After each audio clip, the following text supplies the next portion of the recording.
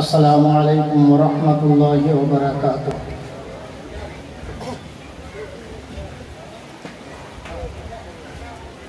জলসা সেক্রেটারিও আপনাদের কাছে আবেদন রেখেছে, আমিও বলছি মাঝে মধ্যে জায়গা আছে, আমি দেখতে পাচ্ছি আপনারা যদি একটু জায়গাটা সামনে চেপে আসেন তাহলে ভাইরা বসতে পারবে। তাফাসসাহু ফিল মাজালিস ফাফসাহু ইয়াফসাহিল্লাহু লাকুম। তুমি তোমার ভাইকে দিনের কথা শোনার জন্য বসার জায়গা করে দাও, আমি আল্লাহ তোমাকে জান্নাতে জায়গা করে দেব। এরপরেও কি আপনাদের একটু সামনে আসতে কি কষ্ট হবে? মুসলমানের হরকতে বরকত, নড়লেই আল্লাহর রহমত। দিনের সাথে একটা পা খুলবেন, পিছনের গুনাহ মাফ। এই কথাটা বোঝাতে যদি এত সময় লাগে, এর পরের কথাগুলো বুঝবেন কি করে? কিন্তু 1 সেকেন্ডের ব্যাপার, সামনের জায়গাটা চেপে বসবেন। যারা দাঁড়িয়ে আছেন ভাই ভিতরে দেখুন কোথায় খালি হচ্ছে, বসে কতক্ষণ দাঁড়িয়ে থাকেন এভাবে? ঝুঁকুন, অনেক জায়গায় এর পাশে জায়গা দাঁড়িয়ে আছে, বসুন।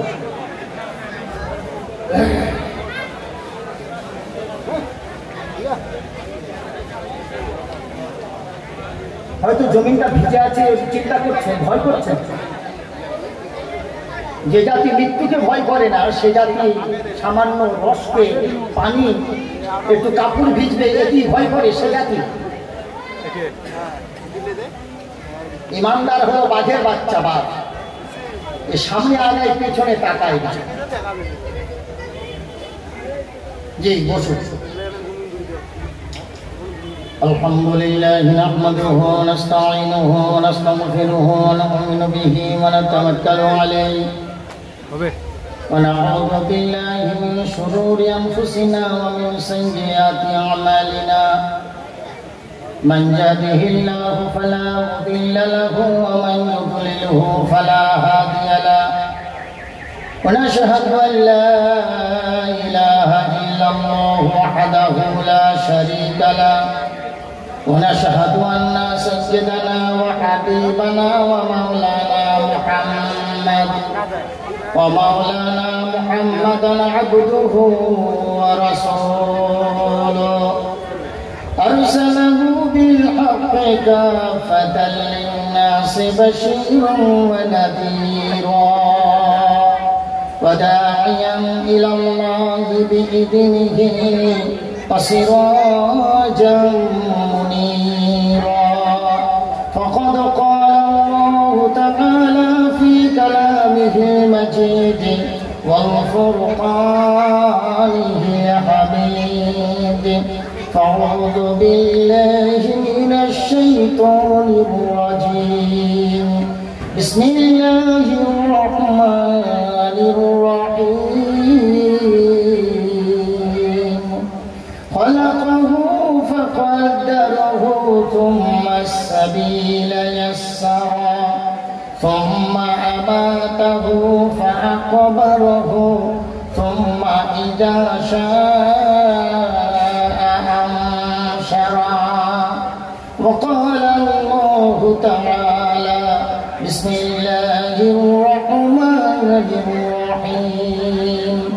إن الذين فتنوا المؤمنين والمؤمنات ثم لم يتوبوا فلهم عذاب جهنم ولهم عذاب الحريق. إن الله وملائكته يصلون على النبي يا أيها الذين آمنوا صلوا عليه وسلموا تسليما. اللهم জোরে সরে প্রাণ খুলে মুহাব্বতের সঙ্গে اللهم صل على سيدنا مولانا محمد وعلى آل سيدنا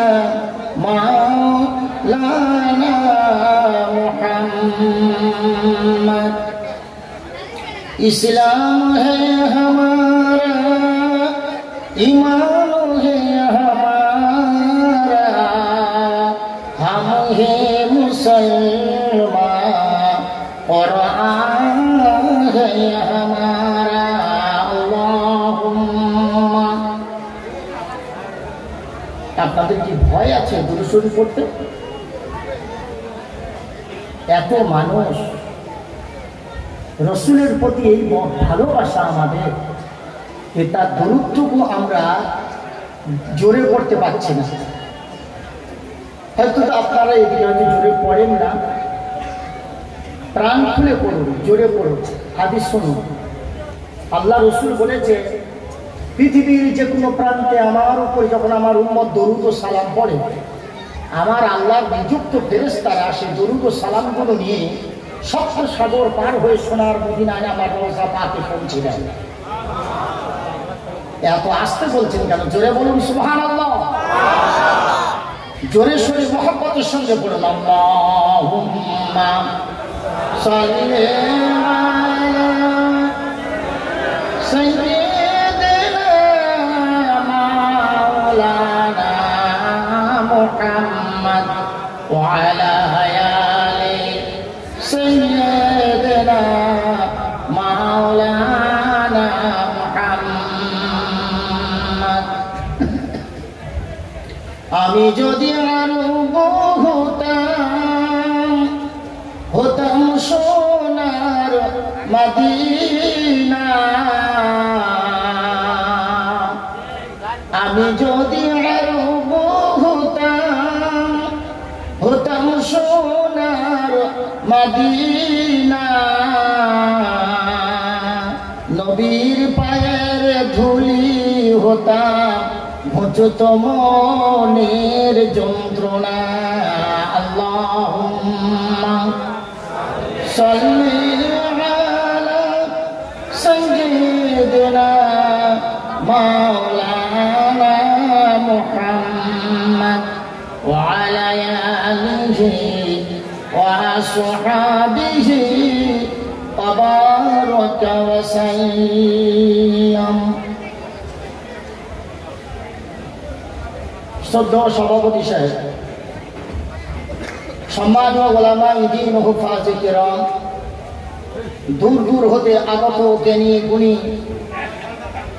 দিনদার আমার শ্রোতা মণ্ডলী, মা ও বোনেরা, সাথে সাথে যেহেতু এখন সন্ধ্যা, সাথে সাথে আজকে এই জলসার মহান জলসার তরফ থেকে আমি আপনাদের পাশাপাশি আমাদের হিন্দু ভাইদের এই মাইকের আওয়াজ যতদূর যাচ্ছে বা যারা এই মাহফিলে শোনার জন্য এসেছে সকলকে জানাচ্ছি অনেক অনেক সাধুবাদ ও ধন্যবাদ। মনে রাখবেন, ইসলাম হলো প্রেমের ধর্ম, ইসলাম হলো উদার ধর্ম। ইসলাম কারণ ধর্মে আঘাত দিতে জানে না। ইসলাম কারণ ধর্মকে মিটিয়ে দিতে চায় না। ইসলাম বলে আমিও থাকি, তোমরাও থাকো। এ হলো ইসলামের নীতি, এ হলো ইসলামের সুবিচার। আমি থাকবো আর কাউকে থাকতে দেবো না আমার পাশে। ইসলাম এই নীতি কোনোদিনের জন্য ইসলামের ছিল না, আজও নাই, আগামীতেও আসবে না। পৃথিবীর উদার ধর্ম ইসলাম। ছোট বড়, কালো ফর্সা, নিগ্র শ্বেতাঙ্গ সকলকে তার পাশে তার বুকে জায়গা দিতে পেরেছে। এর জন্য আমরা বলি আলহামদুলিল্লাহ।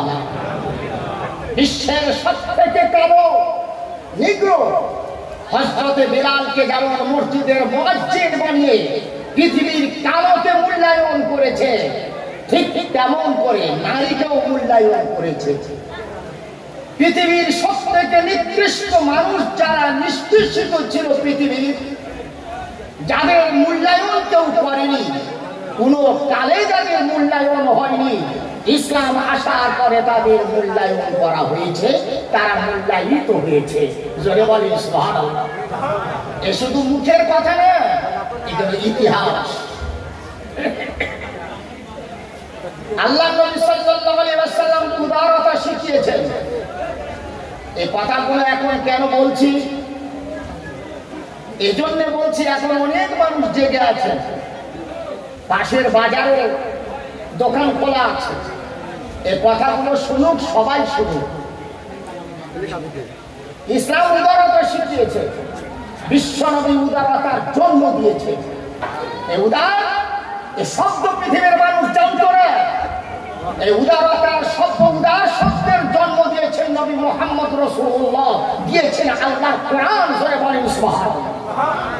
একজন মানুষকে পাশে বসাতে হয়, একজন মানুষকে আপ্যায়িত করতে হয়, একজন মানুষকে তার বিপদে কিছু সাহায্য করতে হয়। এটা ছিল না ইসলামের আগে, পৃথিবী থেকে মিটে গিয়েছিল। আল্লাহর নবী শেখালেন উদারতা, বিপদে সাহায্য করো, মানুষকে খেতে যদি না পায় খেতে দাও, উলঙ্গকে কাপড় দাও, বিপদগ্রস্তকে সাহায্য করো। এই কথাগুলো, এই উদারতার কথা ইসলাম শিখিয়েছে, বিশ্বনবী মুহাম্মদ রাসূলুল্লাহ শিখিয়েছে। আজ বলা হয় ইসলাম জঙ্গিবাদ, আর জঙ্গিবাদ শেখায় কারা? মাওলানারা। শেখায় কোথায়? মাদ্রাসায়। অথচ জন্ম করে খুঁজে দেখা হলো মাদ্রাসাগুলোতে একটাও মাদ্রাসার সিলেবাসে কোনোদিন জঙ্গিবাদের কেতাব নাই। কোরআনকে বলা হয় জঙ্গিবাদের কেতাব। কোরআন হিংসা শেখায়, সাম্প্রদায়িকতার কেতাব হলো কোরআন। কসম খোদার, কোরআনের ৬৬৬৬টা আয়াত ব্যাখ্যা করে দেখো, কোরআনের একটা আয়াতেও সাম্প্রদায়িকতার কোনো লেশ মাত্র নাই, বরং উদারতার কথা আছে। জোরে বলেন সুবহানাল্লাহ। সুতরাং এ হলো ইসলাম। বিশ্বনবীর একটা ঘটনা না বলে আগে বাড়তে পারছি না। বিশ্বনবী মুহাম্মদ রাসূলুল্লাহ সাল্লাল্লাহু আলাইহি ওয়াসাল্লাম তিনি যাচ্ছেন, সাহাবাদের নিয়ে রাস্তায় সফর করছেন। হাঁটতে হাঁটতে ক্লান্ত হয়ে সাহাবাদের নিয়ে বসলেন, একটু টিফিন করবে। হঠাৎ দেখা গেল ইহুদির একটা মরা লাশ খাটিয়ায় করে নিয়ে যাচ্ছে কবর দিতে। আল্লাহ নবী সাল্লাল্লাহু আলাইহি ওয়াসাল্লাম তাকে দেখলেন। লাশটা যখন নবীর কাছে এসে গেল, আল্লাহর নবী উঠে দাঁড়ালেন। মৃত ব্যক্তির সম্মানার্থে শেষ সম্মান দিতে আল্লাহর নবী উঠে দাঁড়ালেন। সাহাবারা উঠে দাঁড়ালেন, নবী অনুকরণ করলেন। লাশটা বেরিয়ে চলে গেল। আল্লাহর নবী বসলেন, সাহাবারাও বসলেন। সুর দিচ্ছি না, ঠান্ডা মাথায় বোঝানোর জন্য কাটা কাটা ভাবে কথাগুলো নেন। আমরা সাম্প্রদায়িক নয়। পৃথিবী আমাদের অনেক দোষ আছে, মুসলিম জাতির অনেক ত্রুটি থাকতে পারে, কিন্তু কোন মুসলমান সম্প্রদায় দায়িত্ব নিয়ে বলছি, গ্যারান্টি দিয়ে বলছি, মুসলমানের মধ্যে চোর আছে, ডাকাত আছে, ক্রিমিনাল আছে, খুনি থাকতে পারে, সাম্প্রদায়িক না। কারণ ধর্মে মুসলমানের কোনো কাতরতা নাই।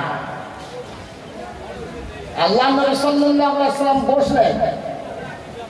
সাহাবারা প্রশ্ন ছুড়ে দিলেন, হে আল্লাহর নবী, আপনি যাকে উঠে দাঁড়িয়ে শেষবারের মতন সম্মান দিলেন, সে তো মুমিন নয়, সে তো মুসলমান নয়।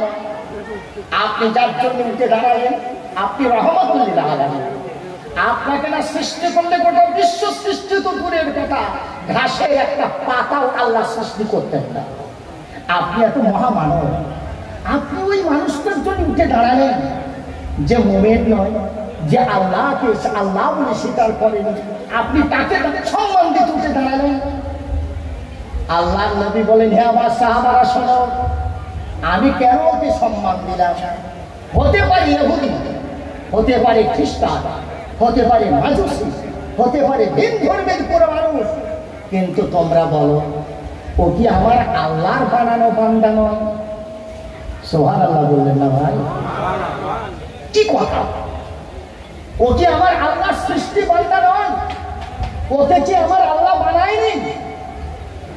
আমি এজন্য আমার আল্লাহর বান্দা হিসাবে সম্মান দিতে, তার শেষ সম্মানটা আমি উঠে দাঁড়িয়ে দিয়েছি। এ হলো ইসলাম।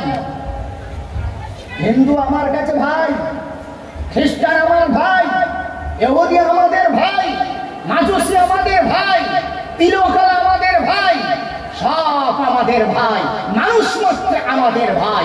আল্লাহ নবী শিখিয়েছেন, ভ্রাতৃত্বর বন্ধন শিখিয়েছেন নবী মুহাম্মদ রাসূলুল্লাহ সাল্লাল্লাহু আলাইহি ওয়াসাল্লাম। কোরআন বলছে, কোরআনে সাম্প্রদায়িকতা নাই, কোরআন সাম্প্রদায়িকতার শিক্ষাও দেয় না, কোনো কালে দেয়নি, আজও না।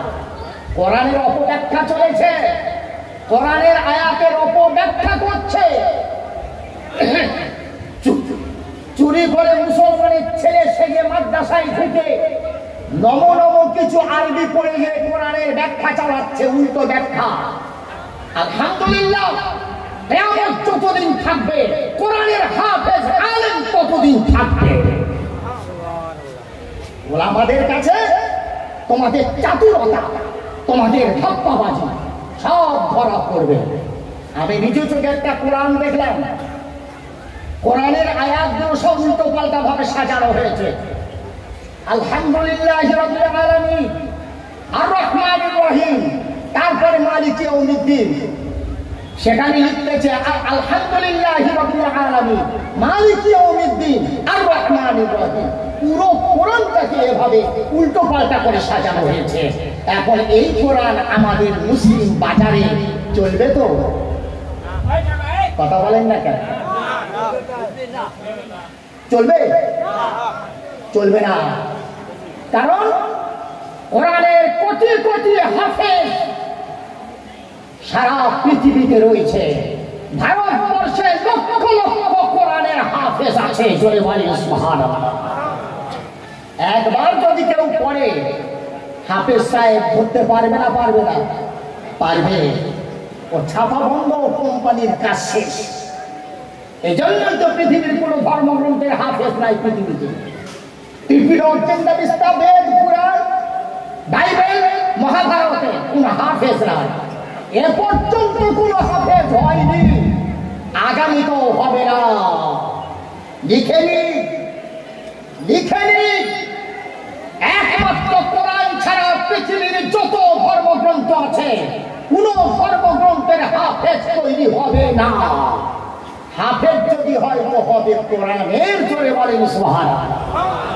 জি, ইন্না নাহনু নাযালনা যিকরা ওয়া ইন্না লাহু লাহাফিজুন।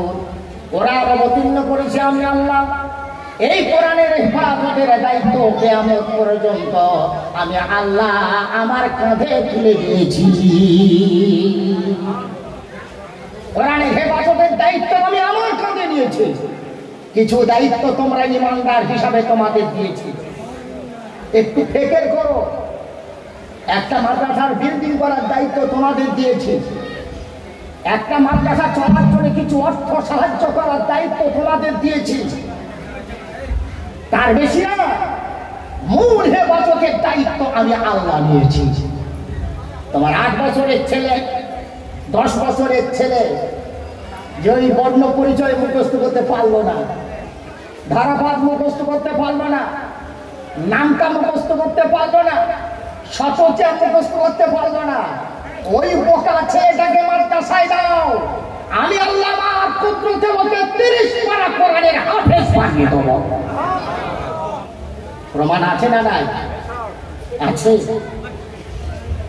আমার জীবনের একটা ঘটনা, তখন আমি প্রথম পড়ে এসেছি। আমার জেলা দক্ষিণ 24 পরগনা পার হয়ে হাওড়া জেলায় আমি প্রধান বক্তা হয়ে গেলাম। আমি গিয়ে দেখি বড় বড় পোস্টারে আমার নাম। এমন সময় এমন করে উঠলাম, বক্তৃতা দিতে উঠে দেখি পুরো মাঠ ভরা। পাশে একটা বাচ্চা ছেলে, 9 বছর বয়স।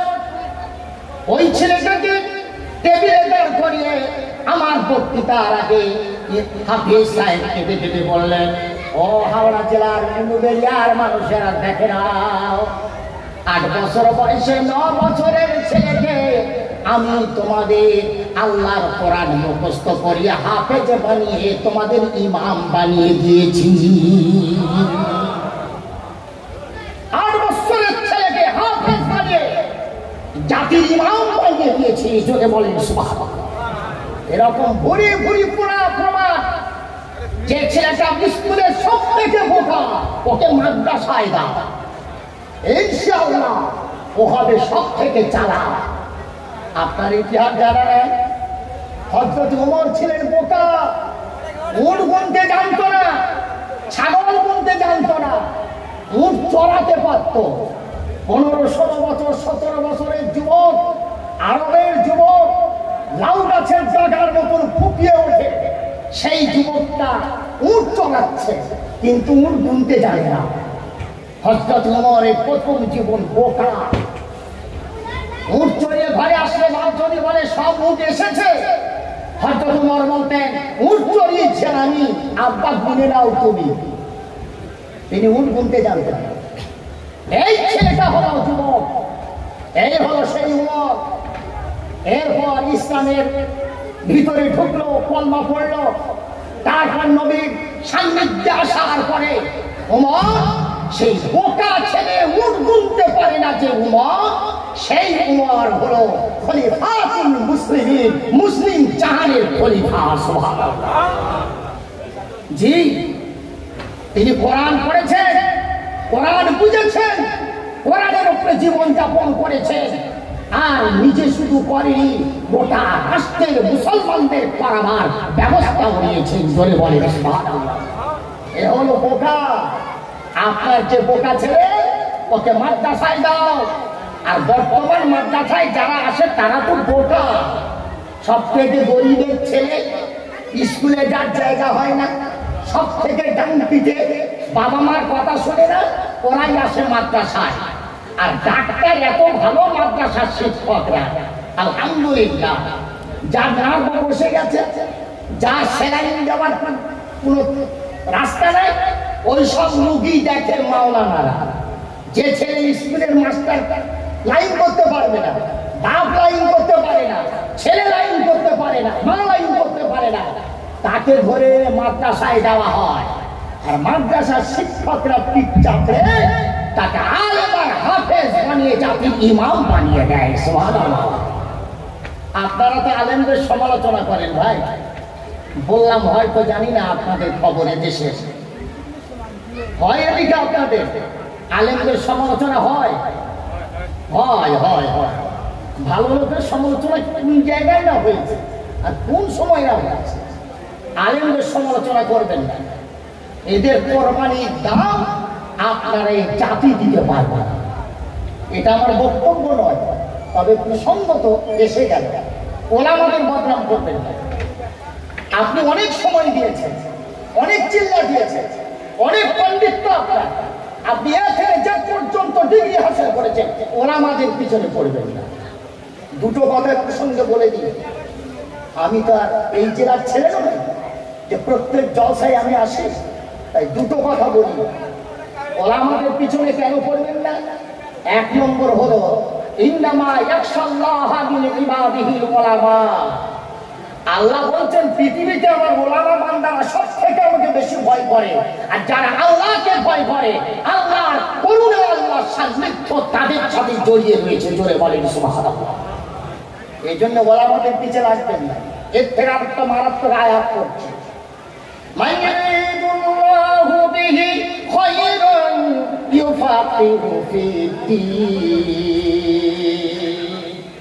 আমি আল্লাহ আলেম কাদের বানাই, খুব ভালো করে শোনো, আমি আল্লাহ আলেম কাদের বানাই, এলেম কাদের দিন, আমার কোরআনের হাফেজ কাদের বানাই, এলেমের নবুয়ত আমি কাদের দিন, আমি কাদের আলেম বানাই। মাইয়ারিদুল্লাহু বিহি খায়রান। আমি আল্লাহ প্রথমে আলেম বানাই নেই, প্রথমে আমি আমার বান্দার চয়েস করি, যাকে আমি ভালোবাসি, যে বান্দা আমার মনের মতন লাগে, তারপর আমি আল্লাহ তাকে ইলম দান করি। সরে বলেন সুবহানাল্লাহ। আরো একবার কি বলবো কথাটা, আমি আল্লাহ তাকে ইলম দান করি, আমি যার সাথে প্রেম করি, যাকে আমি ভালোবাসি, তার প্রথম আমি আল্লাহ ভালোবাসি, তারপরে তাকে ইলম দান করে আলেম বানাই। আল্লাহর ভালোবাসার পাত্রকে আপনি তার পিছনে পড়বে আর আল্লাহ তার মঙ্গল করবে, কখনো নয়, হতেই পারে না। এটা আমার বক্তব্য না, মাঝখানে কথাটা বলেই দিলাম। তার কি বলতেছিলাম, কোরআনের সাম্প্রদায়িক কথা নয়। আল্লাহ রাব্বুল আলামিন বলেন লাসতা আলাইহিম বিমুসাইতিরিন ইল্লা মান তাওয়াল্লা ওয়া কাফার। হে রাসূল, তোমাকে দারোগা করে পাঠাই নাই, তুমি বেদে অমুসলমান, হিন্দু, খ্রিস্টান, অমুসলমানদের দড়ি দিয়ে বেঁধে মসজিদের মাদ্রাসার পিলারে দিলে পিছিয়ে কলমা পড়িয়ে মুসলমান বানাবে, এই জন্য রাসূল তোমাকে দারোগা করে পাঠাই না। লাসতা আলাইহিম বিমুসাইতিরিন ইল্লা মান তাওয়াল্লা ওয়া কাফার। রাসূল যদি তোমার কথা না মানে, রাসূল তোমার কাজ কি? নবীদের কাজ হলো এই ফাযাক্কির ইন্নামা আনতা মুযাক্কিরুল লাসতা আলাইহিম বিমুসাইতিরিন ইল্লা মান তাওয়াল্লা ওয়া কাফার।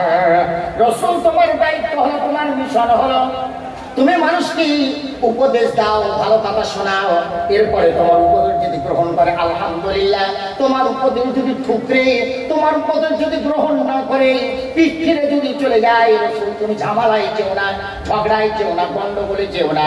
রাসূল তুমি শুনে নাও, ইন্না ইলাইনা ইজাবাহুম সুম্মা ইন্না আলাইনা হিসাবাহুম। সব মানুষকেই দুনিয়ায় আমি পাঠিয়েছি, একদিন তাদের মৃত্যু হবে, মৃত্যুর পরে আমার কাছে আসতে হবে। শ্মশানে পুড়িয়ে দিই, বাঘে খাক, কুমিরে খাক, দরিয়ায় মরে যাক, পচে যাক, আর কবরে দিন, সব মানুষকে কিয়ামতের দিন আমি আল্লাহ তুলব। ইন্না ইলাইনা ইজাবাহুম, সব আমার কাছে আসবে, আমার কাছে হাজিরি দিতে হবে। আর আমি আল্লাহ সবার জীবনের হিসাব আমি আল্লাহ একাই নেব। জোরে বলেন সুবহানাল্লাহ। আল্লাহ কি ছেড়ে দেবে? আমরা যারা বসে আছি প্রথম বিশ্বাস করি মুমিন হিসাবে, মরণের পরে আল্লাহর কাছে হিসাব দিতে হবে না, হবে না। এত কম লোক বলছে, তার মানে আপনারা মনে হয় পেয়েই গেছেন এমন ডিগ্রি বা সার্টিফিকেট যে মনে হয় কবরে আপনাদের হিসাব দিতে হবে না। এখন তো কিছু পীর পেয়ে গেছে, তারা তো সার্টিফিকেট দিচ্ছে, এই সার্টিফিকেট নিয়ে গেলে আল্লাহ তোমাকে জিজ্ঞাসা করবে না, শুধু কবরে ঢুকবে, জান্নাতে বাইপাস দিয়ে বেরিয়ে চলে যাবে। আপনারা কিরকম বুঝেছেন না? জি, হিসাব দিতে হবে, হিসাব ছাড়া এক কদম তোলার উপায় নাই। কিসের হিসাব? শুধু নামাজে, শুধু রোজা না, আপনার পূর্ণ জীবনের হিসাব, আপনার জীবনের হিসাব, আপনার মালের হিসাব আপনাকে দিতে হবে। সুতরাং ধর্ম নিয়ে এই পৃথিবীতে লড়াই করার আদেশ আল্লাহ দেয় না, বরং ইসলাম শিখিয়েছে উদারতা। হযরত ওমর রাদিয়াল্লাহু তাআলা আনহু দাঁড়িয়ে বসে আছেন, একটু খেয়াল করে যদি কথাগুলো শোনেন, আমার মনে হয় মনে থাকবে অনেক দিন। হযরত ওমর খলিফাতুল মুসলিমিন বসে আছেন সিংহাসনে, না সিংহাসন দেখেন না, তাদের ছিল তাল পাতার ঝুবড়ি, বালুকা ময়দানের উপরে বসে আছে। খুব বেশি হয়ে মদিনার মসজিদ, ইট ছিল না মদিনার মসজিদে, সিমেন্ট ছিল না, পাথর ছিল না, টাইলস ছিল না, এতেই বসে আছে। সাহাবারা একজনকে ধরে এনেছে, এরা বলে ইয়া রাসূলুল্লাহ, এই সেই মানুষ বারবার আমাদের সঙ্গে যুদ্ধ জন্য বারবার আমাদের সঙ্গে প্রতারণা করছে এবং আমাকে যুদ্ধ করতে আমাদের বাধ্য করছে। আমিরুল মুমিনিন, এর আগে এটা আমরা ধরেছিলাম, কাপড় কণ্ঠে আবেদন জানাতে ছেড়ে দিয়েছি, বারবার ছেড়েছি, এবার আপনার কাছে এনেছি, বিচারটা করব। হযরত ওমর বললেন, তুমি বারবার প্রতারণা করেছো, এবার কিন্তু তোমার আর ছাড় না। সামনে দাঁড়িয়ে বললেন, ওমর তুমি খলিফাতুল মুসলিমিন, আমি জানি তুমি কাউকে ছাড় দাওনি, এটাও আমি জানি, আর আমি ছাড় পাবো না এসে তোমার কাছে, এটাও আমার বিশ্বাস। কিন্তু একটা কথা, আমার খুব তৃষ্ণা লেগেছে, আমাকে একটু পানি দাও। মোমেন কি জাত, মুসলমান কি জাত, ইসলাম কি শেখালো?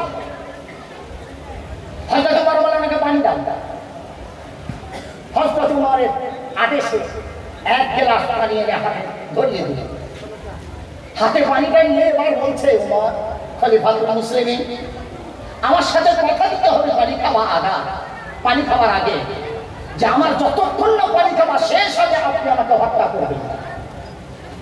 হযরত ওমর বললেন, কথা ঠিক, তোমার পানি খাওয়া শেষ না হওয়া পর্যন্ত আমি হত্যা করব না। এই কথা শোনা মাত্র পানির গ্লাসটা ফেলে দিল, গ্লাসের পানি সব পানি টেনে নিল, পানি খেলো না, খাওয়া হলো না। হযরত ওমর অবাক হয়ে গেলেন, এত বড় চিটিংবাজ আমি তো বুঝতে পারি না।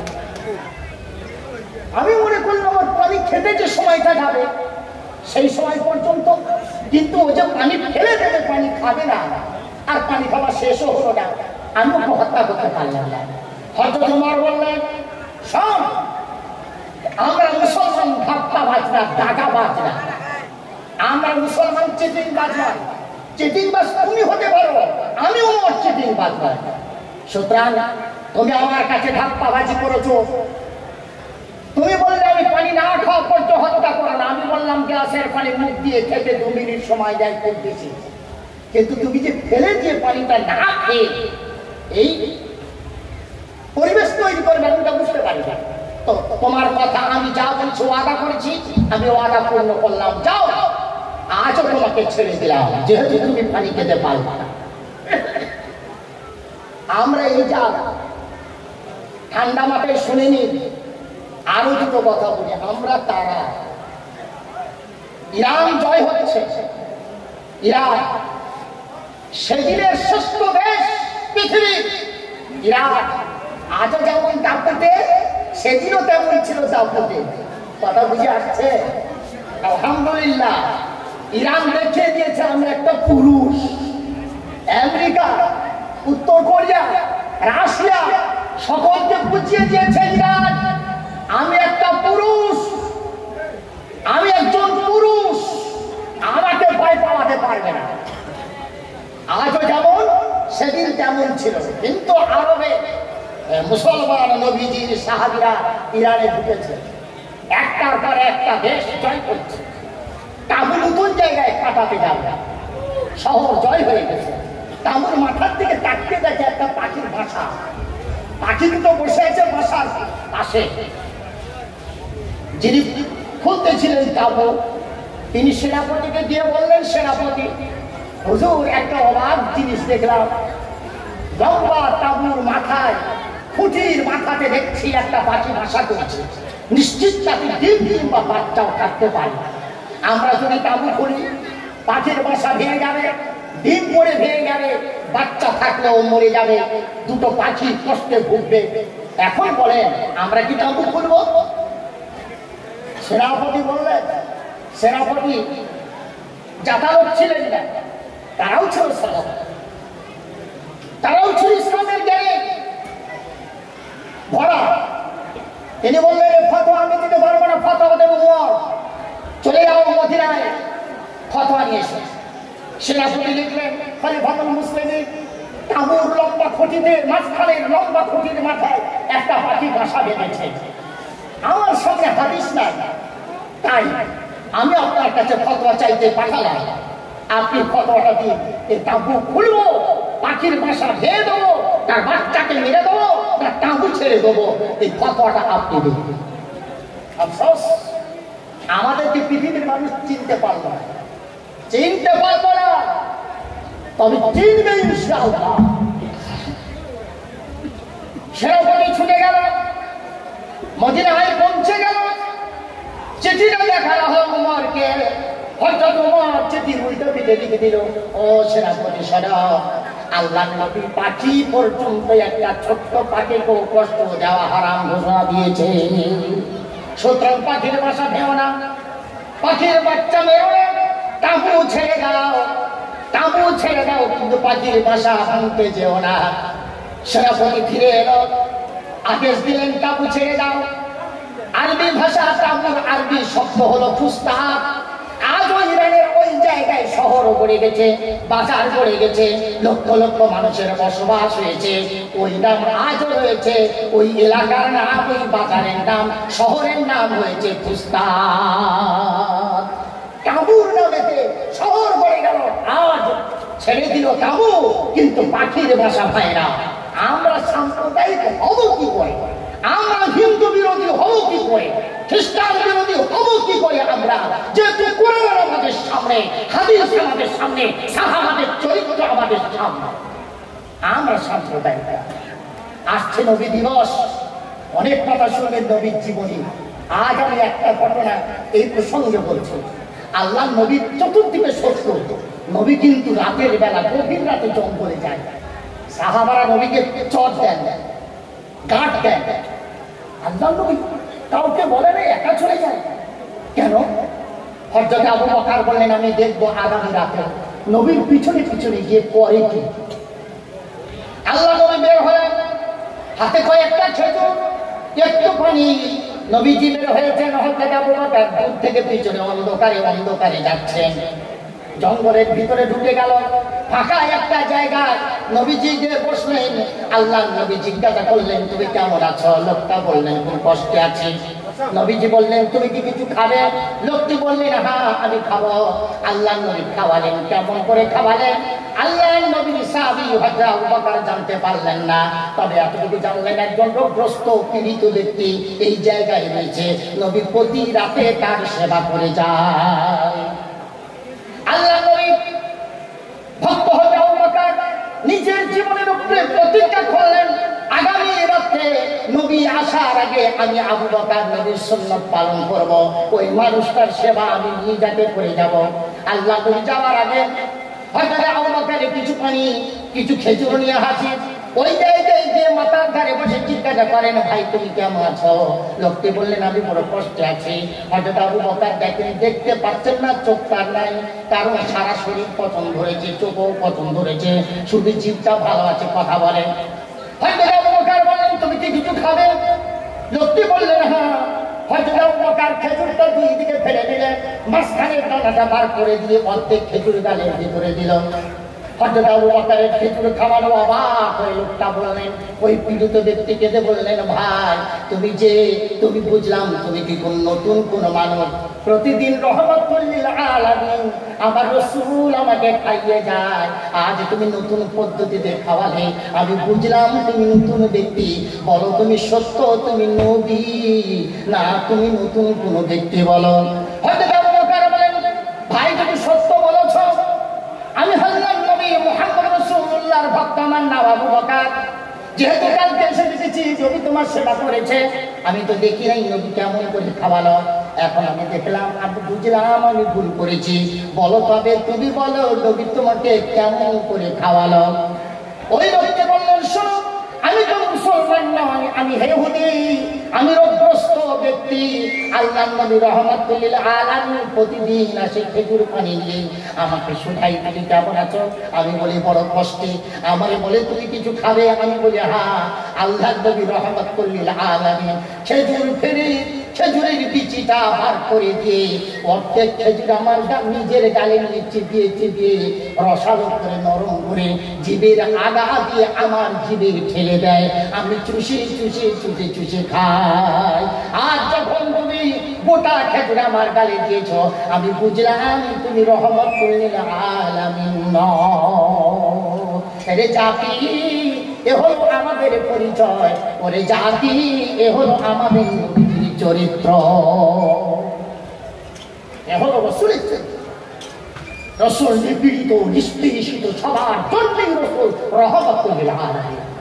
নারীর জন্য রহমত, কালোর জন্য রহমত, ফর্সার জন্য রহমত, এতিমের জন্য রহমত, বাবা হারার জন্য রহমত, স্বামী হারা বিধবার জন্য রহমত, পৃথিবীর মজদুর শ্রমিক সবার জন্য নবী এসেছে রহমত হয়ে। জোরে বলেন সুবহানাল্লাহ।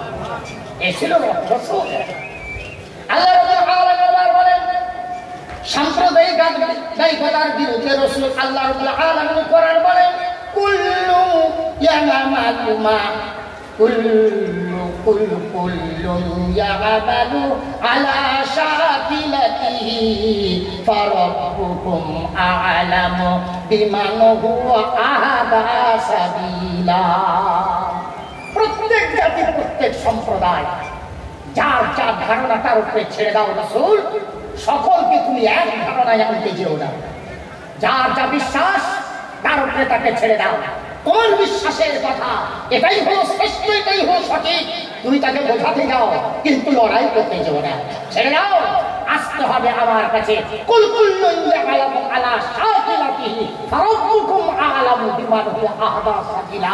আমি আল্লাহ জানি কে হেদায়েতের পথে আসবে, কে হেদায়েতের পথে আসবে না।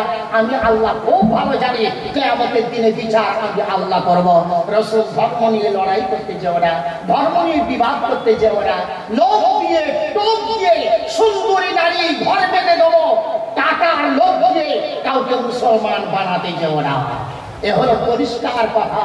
আলহামদুলিল্লাহ কোরআনের আর একটা আয়াত সর্বজন বিদিত। যারা নামাজ পড়ে তারাও জানে, যারা কোরআন জানে না তারাও জানে। আইয়ুহাল কাফিরুনা লা আ'বুদু মা তা'বুদুন ওয়ালা আনতুম আবিদুনা মা আ'বুদ ওয়ালা আনা আবিদুম মা আবাদতুম ওয়ালা আনতুম আবিদুনা মা আ'বুদ লাকুম দীনুকুম ওয়ালিয়া দীন। ঝগড়া শেষ। সুবহানাল্লাহ বলেন। একবার বলতে পারবেন চিৎকার দিয়ে সুবহানাল্লাহ। কোরআন পৃথিবীর ঝগড়া মিটিয়ে দিয়েছে। কোরআন পৃথিবীর সুপ্রিম কোর্ট। হিন্দু মুসলমান, খ্রিস্টান ইহুদি মাজুসি মুসলমানের ঝগড়া কোরআন মিটিয়ে দিয়েছে। জোরে বলেন আলহামদুলিল্লাহ। কোরআন যদি মিটায় আপনি মিটাবেন না। কোরআন যেটা বলেছে আমি আপনি মানবো না, মানবো না, মানবো। সুতরাং আমরাও মেনে নিলাম, ঝগড়া কারোর সাথে না। তোমরা যে ইবাদত করো, দেব দেবীর ইবাদত করো, গরু থেকে ছাগল থেকে যা ইচ্ছা তা করো, আমরা ওতে নাই বাবা। ওয়ালা আনা আবিদুম মা আবাদতুম, আর আমরা যার ইবাদত করি তোমরা তার করো না। করো, তার ইবাদত করলে খুশি হবে করো, আমাকে আর ছেড়ে দাও। আমার ইবাদত করার জন্য তোমাদেরও ছেড়ে দিলাম, তোমাদের দেব দেবীর ইবাদতের জন্য। ঝগড়া মিটে গেল, সুপ্রিম কোর্টের বিচার শেষ। চাপিয়ে দিতে যেও না, চাপিয়ে দিতে যেও না। আগামীতে বলতেই হবে, আগামীতে করতেই হবে, না না চাপিয়ে দিতে যেও না। যে পৃথিবীতে জুলুম আর অত্যাচার করেছে 100 বছর গেল, 1000 বছর গেল, একদিন তার নিপাত ঘটেছে। আবার বলছি কথাটা, আবার বলছি, মোবাইলে রেকর্ডিং হচ্ছে, আবার বলছি, পৃথিবীর ইতিহাস, এই পৃথিবীর উপরে সবলের অত্যাচার দুর্বলের উপরে যত হয়েছে সেই সবল বাহাদুরকে পৃথিবী থেকে একদিন আল্লাহ নিপাত করেছে।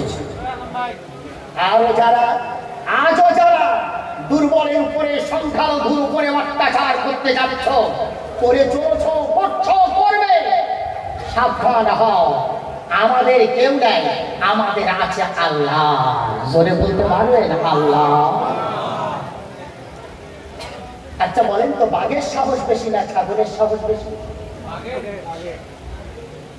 সারা পশ্চিম বাংলায় আমি এই প্রশ্নটা করলাম, আসাম ত্রিপুরা সহ, কিন্তু উত্তরে একটাই আসলো বাঘের, কিন্তু ভুল। বাঘের সাহস বেশি, ছাগলের সাহস বেশি। এবারে হয়তো অবাক হচ্ছেন না, সত্য। বাঘের ক্ষমতা বেশি, সাহস কম। ছাগলের ক্ষমতা কম, সাহস বেশি। কি করে হয়?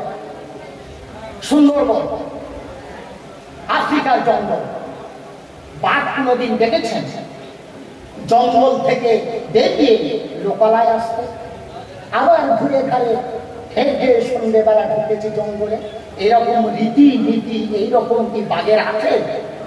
কথা বলেন না কেন? আছে না? ওর ক্ষমতা আছে, সাহস নাই, তাই ও জঙ্গল থেকে বেরোতে পারে না। ও জঙ্গলটাই হলো ওর রাজত্ব। আর ছাগল এর সাহস বেশি, ক্ষমতা নেই, সাহস আছে। কি করে ও করে এই, ও সকালবেলা মালিকের বাড়ি থেকে দড়িটা যখন খুলে দেয় ও মাঠে চলে যায়। মাঠ ঘুরতে ঘুরতে ঘুরতে ঘুরতে একটা পঞ্চায়েত শেষ করে আরেকটা পঞ্চায়েতের এলাকা থেকে ঘুরে খেয়ে সন্ধ্যাবেলা আস্তে আস্তে ঘরের দিকে আসে। কেন? বাঘ তার ক্ষমতার উপরে নির্ভর করে, আর ছাগল তার নির্ভর করে তার মনিবের উপরে। ছাগল জানে আমি যদি রাস্তা হারিয়ে ফেলি, রাত যদি হয়ে যায়, অন্ধকার যদি হয়ে যায়, নিশ্চিত আমার মনিব ঘরে থাকবে না। আমার মনিব আমাকে নিয়ে যাওয়ার জন্য লাইট নিয়ে আসবে, আমাকে খুঁজে বাড়ি নিয়ে যাবে। দেরি হলে উপায় নেই, অসুবিধা নাই, আমাকে ঘুরতে দাও, আমি ঘুরবো। কিন্তু সাহস ছাগলের, বাঘ জঙ্গলের বাইরে বেরোবে না। এ হলো ছাগলের অবস্থা, আর এ হলো বাঘের অবস্থা। আমরা ছাগল সংখ্যালঘু, সকলের জায়গায় সংখ্যালঘু, সংখ্যালঘু আমরাই সংখ্যালঘু। যদিও সংখ্যালঘু মানে আরো কিছু আছে, কিন্তু মূল টার্গেট সংখ্যালঘু মানে আমরা মুসলমান। আমরা ছাগল, তাদের আছে ক্ষমতা, রাষ্ট্রীয় ক্ষমতা, রাজ্যের ক্ষমতা, পুলিশ, আর্মি সব আছে তাদের, ধনসম্পদ সব তাদের, আগ্নেয়াস্ত্র সব তাদের, কিচ্ছু নেই না আমাদের। আছে আমাদের একটা ভরসা, ছাগলের মতন আমাদের একটা মনিব আছে, আছে না? তাও বলতে পারছেন না। আমি তো জানি আপনারা সেই ইমানদার, এখানে দিনের ঠিক মতো হয়, তবলিগের কাজ খুব বেশি হয়, আপনারা জামাতি ভাই, আপনার তো ইমানের উপর বয়ান খুব শুনেছে, একটুখানি আওয়াজ দিতে পারছেন না। আমাদের একজন মনিব আছে কি? কি নাম তার? আল্লাহ। মুসলমান জানেন আমাদের পুলিশ নাই, সরকার নাই, আমাদের কেউ নাই। যত অত্যাচার করো মেনে নেব, মসজিদ বাবু মেনে নেব, কোরআনে আগুন বাবু মেনে নেব, কোরআন ছেড়ে মেনে নেব, কোরআনে খোয়া বানিয়ে বাজারে বিক্রি করো মেনে নেব, সব মেনে নেব রে ভাই। কিন্তু কাঁদবো আল্লাহর কাছে, বিচার চাইবো আল্লাহর কাছে। দিন যাবে, মাস যাবে, বছর যাবে, শতাব্দীর পর শতাব্দী যাবে, একদিন তোমারে ধরবে, শেষ বিচার আমার আল্লাহ করবে। শেষ বিচার করবে কে? আল্লাহ। ভয় নাই, দুর্বল হওয়ার জায়গা নাই।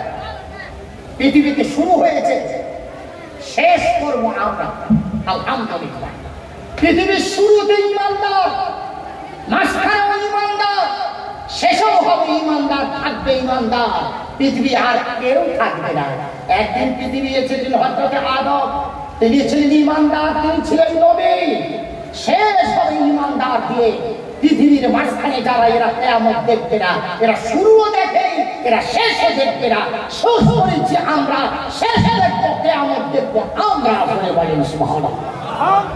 এই ঘরে, এই পৃথিবী জোড়া যে বিল্ডিং, মাথার উপর ছাদ আকাশ, এই নিচে যে ঘর, এই দুনিয়া, এই দুনিয়ায় আমরা আছি, আমরা থাকবো ইনশাআল্লাহ। কথা বুঝে আসছে না? কথা বুঝে আসছে? থাকবে কারা? আমরা। আর যারা আজ বলছে মিটিয়ে দেবো, মিটিয়ে দেবো, লুটিয়ে দেবো, মিটিয়ে দেবো, খুব বেশি দিন না ইনশাআল্লাহ তোমাদেরকেই লিখতে হবে ইনশাআল্লাহ। 1000 বছর রাজত্ব করেছিল ফেরাউন, অবশেষে ফেরাউনকে কোথায় যেতে হলো? নীল দরিয়ার পানিতে ডুবে মরতে হলো। ইতিহাস বলবো না, শুধু শুনিয়ে দিলাম। সুতরাং আমরা থাকবো পৃথিবীতে। বর দেখেছেন বর? ও ভাইরা, একটু কথা বললে ভালো লাগবে। আমার ওপর কি রাগ আছে আপনাদের? আচ্ছা, আপনাদেরকে বিয়ে হয় তো? একটা মেয়েকে বিয়ে করতে বর আসে কটা? একটা বর আসে, 4টে 6টা বর আসে না। বর একা না দুজন? একজন না দুজন? সংখ্যা লঘু না সংখ্যা গুরু? আসল কথায় সংখ্যা লঘু, একদম সংখ্যা লঘু, একা। আচ্ছা বলেন তো, বর যাত্রী 200-500 আসে তো, কোনে যাত্রী থাকে তো? আচ্ছা, বিয়ে বাড়িতে খাবার দাবার অ্যারেঞ্জমেন্ট কারো সিলাই হয়? যাত্রীর ওসিলায় না বরের ওসিলায়? ভালো করে বুঝুন, বর একা সংখ্যালঘু, এই সংখ্যালঘু বরের ওসিলায় হাজার মানুষ খাবে আজ বিয়ে বাড়িতে, ওর ওসিলায়। যাত্রীর ওসিলায় বর খায় না, বরের ওসিলায় যাত্রী খায়। বর এসেছে, বর এসে গেল বিয়ে বাড়িতে, বর এসেছে, বরের বসার জায়গা আলাদা, খাওয়া দাওয়ার আলাদা, সম্মান সূচক আলাদা।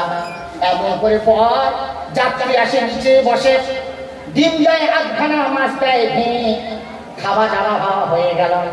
বরের সাথে হিংসা করলে চলবে না, যাত্রী চলে যায়, বর একা যায় না, বরের সাথে তার স্ত্রী ও বউ যায়। হিংসা যদি করো বরের সাথে, কোন যাত্রী যদি এমন চিন্তা করে বর পিটিয়ে খাবো, বরের সামনে গামলা গামলা, আপনার যে বাড়ি কি বলে, আপনার পাতি যাতে খাদ্য দেওয়া হয় কি বলে, আমাদের প্লেট, প্লেট ভরা বাসন ভরা, প্লেট ভরা ডিম মাছ খাদ্য খাদক আমাদের মেয়ে দিতেছে, চল বরকে পিটিয়ে আমরা খাবো। যাত্রী যদি এসে বরাবরের বড় ধরে বার করে দিয়ে যদি বরের খাদ্যটা খেতে চায়, মেয়ের বাবা ছেড়ে দেবে না তেড়ে দেবে? উত্তর দেবে। আপনি মেয়ের বাবা বলুন না, বরকে রাখবেন না, কোন যাত্রীকে রাখবেন? বুঝতে পারছেন? নিশ্চয় মেয়ের বাবা বলবেন, হতভাগা আমার জামাই, ইনি আমার মেয়ে, আজকে যার ওসিলায় তোমরা খাচ্ছ তাকে পাবে। বরের কোনে যাত্রী যারা, মেয়ের বাবা আত্মীয় স্বজন সব পিছিয়ে ছেড়ে দেবে, আর বরকে বলবে, বাবা তুমি বসো, এদের সাথে খেলবো না, এসে আমার ঘরের ভিতরে চলে। বরের ইজ্জত আলাদা। সারা পৃথিবীর রাসূল বলেছেন, তামাম পৃথিবীর এবার বিয়ে হয়ে গেল, বিয়ের পরেতে এবার বড় চলে গেল, বড় চলে গেল, যাত্রী চলে গেল, কুটুম চলে গেল, আত্মীয় স্বজন চলে গেল, বাড়িতে কেউ নাই। স্টেজ বেনেছিল, প্যান্ডেল হয়েছিল, প্যান্ডেল ওরা বলবে খুঁটি খোলো, কাপড় খোলো, সব খুলে নিয়ে চলে যাও, কারণ বিয়ে হয়ে গেছে, বর চলে গেছে, প্যান্ডেলের আর বিয়ে বাড়ির শোভা নাই। মুসলমান আমরা মনে, আমরা মোমেন কলমাওয়ালা, আমরা পৃথিবীর বর, সারা পৃথিবীর যত জাতি আমাদের যাত্রী, আল্লাহ রাব্বুল আলামিন মুমিনের ওসিলায় तमाम পৃথিবীর জাতিদের খাওয়ায়। আমাদের ওসিলায় পৃথিবীর মানুষ খায়। যারা বলে অসংখ্যালঘু, এই ভারতে তোমাদের থাকার ঠাঁই নাই, তাদেরকে একটু বোঝাতে চাই, ভাই আমাদেরকে পাশে একটু জায়গা দাও, তোমার মঙ্গল হবে, তোমাদের মঙ্গল হবে, তোমাদের কল্যাণ হবে, ভারতের কল্যাণ হবে। সুতরাং আল্লাহ নবী বলেছেন, ততদিন কিয়ামত হবে না, এই পৃথিবীর কোনায় বসে, সাগরের কিনারায় বসে, প্ল্যাটফর্মে বসে, গুহার ভিতরে বসে একজন ইমানদার যদি শুদ্ধ একজন ইমানদার যদি আল্লাহকে ডাকে, আল্লাহ আল্লাহ আল্লাহ আল্লাহ বলে, আল্লাহ নবী বলেছে আল্লাহ রাব্বুল আলামিন ততক্ষণ কিয়ামত করবেন না, যতক্ষণ বর থাকলো। যেমন প্যান্ডেল ভাঙলো না, কুটুম গেল না, আত্মীয় স্বজন গেল না, বন্ধু বান্ধব কেউ যায় না, বর চলে গেল, সব চলে গেল, প্যান্ডেল ভেঙে গেল, বিয়ে বাড়ির শোভা শেষ হয়ে গেল, ইমানদার থাকবে না। আল্লাহ রাব্বুল আলামিন এই দুনিয়া রাখার চিন্তা নেবেন না, আকাশ রাখবেন না, কিছুই রাখবেন না। আল্লাহ রাব্বুল আলামিন আওয়াজ করবেন, ইদাস সামাউন ফাতারাত وإذا الكواكب انتثرت وإذا البحار فجرت وإذا القبور بعثرت علمت نفس ما قدمت وأخرت। আল্লাহ রাব্বুল আলামিন বলবেন, হে আমার ফেরেশতা ইসরাফিল, সিংহাই ফুঁক দাও, তোমার ভীষণ কামানে আওয়াজ দাও, তোমার বিধ্বংসী কামানে আওয়াজ তোলো, আকাশ ভেঙে দাও, চন্দ্র ভেঙে দাও, সূর্য ভেঙে দাও, তারকারাজি পুড়িয়ে দাও, সারা পৃথিবী ধ্বংস করে দাও। আমি আল্লাহ আর পৃথিবী রাখবো না, কারণ একজন বান্দা আমাকে আল্লাহ বলে ডাকে না। যতদিন ইমানদার থাকবে, কোরআন বলা থাকবে, মাদ্রাসা থাকবে, মসজিদ থাকবে, এমন ততদিন হবে না। ভালো করে শুনে রাখো, হিংসা করো না, এসো ধর্ম করি, ধর্ম প্রেম শেখায়, ধর্ম অত্যাচার শেখায় না, ধর্ম হিংসা শেখায় না, ধর্ম ভালো কথা শেখায়। সুতরাং মাদ্রাসা আমার আগে বলছিলেন, আমার আগের বক্তা মাদ্রাসার ব্যাপারে, তো আমিও কিছু বলার ইচ্ছা আছে, তাই এনেছি কিছু বলার জন্য। কারণ কিছু কথা এখন বলতেই হবে জনসমাজে, কারণ আমরা মুসলমান সব খবর রাখি, কিন্তু বাস্তব খবর আমাদের কাছে কিচ্ছু নাই। সেই জন্য আমাদের বলতেই হবে কিছু কথা আপনাদের সামনে। মাদ্রাসা কোথায় হয়? মাদ্রাসা ভাইলে আসামের মাদ্রাসা বন্ধ করে দিল সরকার। কোন মাদ্রাসা? নিশ্চয়ই আপনারা জানেন, সেগুলো সরকার দিয়েছিল, সেই সরকার মাদ্রাসাগুলো সরকার কেড়ে নিল। যেগুলো খারিজি মাদ্রাসা, আপনাদের পয়সায়, জনগণের পয়সায়, মানুষের গানে, মুসলমানের গানে যে মাদ্রাসা চলছে, আজও চলছে, আলহামদুলিল্লাহ চলবে। আলহামদুলিল্লাহ বলে, আলহামদুলিল্লাহ। এই জন্যে আমাদের আকাদেররা, আমাদের বড়রা, আমাদের মুরব্বীরা, দেওবন্দ দারুল উলুম এশিয়া মহাদেশের শ্রেষ্ঠ মাদ্রাসা, সরকার বলেছিল, গান্ধীজি বলেছিল। তারপরে আমাদের ওই যে কিনা কংগ্রেসের যে আমাদের যে মেয়ে ছেলেটা চলে গেল, কিনা 30 বছর রাজত্ব করলেন না গান্ধী, কি গান্ধী, ইন্দিরা গান্ধী। ইন্দিরা গান্ধী বলেছিলেন, মাওলানা মাদ্রাসা চালাবার জন্য ফেকার করতে হবে না, চাঁদা তুলতে হবে না, দায়িত্ব আমাকে দেয়। আমাদের মুরব্বীরা বললেন, আমরা যে মাদ্রাসা চালাবো, সরকারের অনুদানে মাদ্রাসা চালাবো না। সরকার আজ দেবে, আগামীকাল সিলেবাস পাল্টাবে, আগামীকাল বলবে সব সরকারি পয়সায় মাদ্রাসা, সব জাতির শিক্ষক রাখতে হবে, আমাদের মাদ্রাসা থাকবে না। মহামান্য সরকার আর কোনোদিন বলবেন না আমরা আমাদের পকেটের পয়সায় মাদ্রাসা চালাবো। আলহামদুলিল্লাহ, আপনারা আজ যদি এখনো না বোঝেন, আগামীতে বুঝতে হবে। সেদিন আসাম সরকার আমাদের চোখে আঙুল দিয়ে দেখিয়ে দিল, তোদের পয়সার মাদ্রাসাগুলো তোরা কি করবি কর, সরকারের টাকার মাদ্রাসা, আমি সরকার এসেছি, আর ওখানে আলিফা পড়তে দেবো না, টুপি মাথায় দিয়ে ঢুকতে দেবো না, মৌলবীকে খেতে দেবো না। আমার আল্লাহ রাব্বুল আলামিন বুজুর্গদের মাথায় দিলেন, তাই ভারতবর্ষে লক্ষ লক্ষ মাদ্রাসা চলছে, সরকারের পয়সায় নয়, আমাদের ঘাটের টাকায়, আমাদের পকেটের টাকায়। তাতে আমাদের অর্থ কমেনি, বরং আল্লাহ বাড়িয়ে দিয়েছে। 50 বছর আগে মুসলমানের অবস্থা যা ছিল, আমি জানতে চাচ্ছি 50 বছর পরে বর্তমানে দাঁড়িয়ে বলে মুসলমানের অবস্থা সচ্ছল না সচ্ছল নয়? আরে একবার শুনতে চাই, 50 বছর আগে মুসলমানের অবস্থা যে অসচ্ছলতা, যে কষ্টে জীবন যাপন করেছে, আজকে মুসলমানের সেই সচ্ছলতা আল্লাহ দিয়ে ছাড়া দেয় নাই। দানের বরকত, দানের বরকত। সেদিন আপনারা মাদ্রাসায় চাঁদা দিতে হতো, 50 বছর আগের মুসলমান জানতো না, তাদের কাছে কেউ যেত না। আলহামদুলিল্লাহ, আজ কালো ফর্সা ফকির ভিক করে খায়, সেও জানে মাদ্রাসায় দিতে হয়, তার কাছে হাত পাতলে সব মাদ্রাসার জন্য দেয়। সুতরাং মাদ্রাসা চলবে আমাদের পকেটের টাকায়, চলবে, চলছে, চলবে। আলহামদুলিল্লাহ, বখারি পড়া মাদ্রাসা, আমি যে মাদ্রাসার সেক্রেটারি, আমার মাদ্রাসার বছরের খরচ 50 লক্ষ টাকা। আলহামদুলিল্লাহ, আলহামদুলিল্লাহ। বছরের শুরুতে চিন্তা করি আল্লাহ চালাবে কি করে, আলহামদুলিল্লাহ ঠিক বছরের শেষে ওটা পূর্ণ হয়ে যায়। আলহামদুলিল্লাহ, সারা পৃথিবীর যত মাদ্রাসা এভাবেই চলছে, চলবে ইনশাআল্লাহ। এভাবে চালাতে রাজি আছেন? আপনাদের পকেটের পয়সায় মাদ্রাসা চালাতে রাজি আছেন? দিন আল্লাহ, বান্দা আপনি আল্লাহ, আপনার পয়সায় মাদ্রাসা বাঁচুক, দিন বাঁচুক, আল্লাহ রহমত প্রত্যেকে ঝরবে ইনশাআল্লাহ।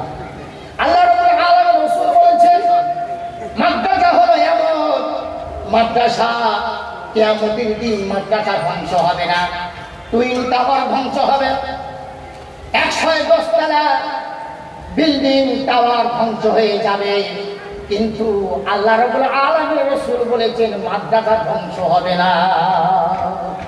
সারা পৃথিবীর বিশাল বিশাল বিল্ডিং ধ্বংস হবে না, কিয়ামতের দিন হযরতে ইসরাফিলের বিধ্বংসী কামানে ধ্বংস হবে না, কিন্তু মাদ্রাসা সব ধ্বংস হয়ে যাবে। 5 ইঞ্চি গাঁথনি ইটের গাঁথনি মাদ্রাসা, ছিটে বাঁকা কাদা দিয়ে লাগানো মাদ্রাসা। আল্লাহ নবী বলেছেন মাদ্রাসা ধ্বংস হবে না, কারণ মাদ্রাসা হলো কোরআনের ঘর। আল্লাহ রাব্বুল আলামিন এমন জাত, যার ধ্বংস নাই, যার নিপাত নাই, যার ধ্বংস নাই। ঠিক তেমন করে তার কালাম কোরআন পাকের ধ্বংস নাই। আল্লাহ রাব্বুল আলামিন কোরআনের ঘর, তারও ধ্বংস নাই। জোরে বলেন সুবহানাল্লাহ। সুতরাং কিয়ামতের দিন, মুসিবতের দিন, সেই মানুষ হবে আল্লাহর প্রিয়, যে আল্লাহর বান্দা, আল্লাহর দিনের জন্য রক্ত দিয়েছে, ঘাম দিয়েছে, অর্থ দিয়েছে, জীবন দিয়েছে। আল্লাহ রাব্বুল আলামিন তাকে সবথেকে নিজে আপন বানাবে। সাহাবা হুজুরদের জীবনী দেখুন। হযরত আব্দুল্লাহ বিন রাওয়াহা রাদিয়াল্লাহু তাআলা আনহু 3 নম্বর খলিফা হলেন। মোতার যুদ্ধের জন্য আল্লাহর নবী 3টে খলিফা নিযুক্ত করলেন সেনাপতি। আল্লাহর নবী বুঝিয়ে দিলেন 3 জন শহীদ হয়ে যাবে, মোতার মাটিতে কবর হবে, মদিনায় ফিরবে না। হযরত আব্দুল্লাহ বিন রাওয়াহা শেষ সেনাপতি, সবে মাত্র বিয়ে হয়েছে, বাসর ঘরে দিদি অপেক্ষা করে শাদীর জন্য।